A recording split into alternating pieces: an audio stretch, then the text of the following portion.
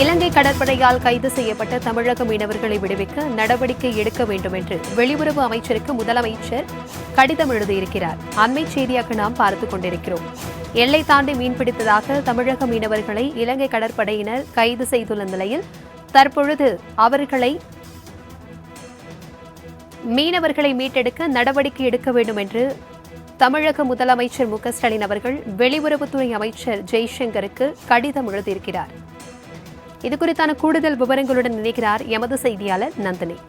வணக்கம் நந்தினி. வெளியுறவு அமைச்சருக்கு முதலமைச்சர் எழுதியுள்ள கடிதத்தில் என்ன குறிப்பிடப்பட்டிருக்கிறது? விவரங்கள். வணக்கம். இலங்கை கடற்படையினரால் கைது செய்யப்பட்டுள்ள அனைத்து மீனவர்களையும் அவர்களது மீன்பிடி படகுகளையும் விடுவிக்க உடனடி நடவடிக்கை மேற்கொள்ளுமாறு வலியுறுத்தி மத்திய வெளியுறவுத்துறை அமைச்சர் ஜெய்சங்கருக்கு தமிழ்நாடு முதலமைச்சர் கடிதம் எழுதியிருக்கிறார். அந்த கடிதத்தில் புதுக்கோட்டை மாவட்டம் கோட்டைப்பட்டினம் மீன்பிடி துறைமுகத்திலிருந்து விசைப்படகில் மீன்பிடிக்க சென்ற தமிழ்நாட்டை சார்ந்த 4 மீனவர்கள் இலங்கை கடற்படையினரால் 18ஆம் தேதி கைது செய்யப்பட்டு அவர்களது மீன்பிடி படகுகளும் கைப்பற்றப்பட்டுள்ளதை சுட்டிக்காட்டியிருக்கிறார்.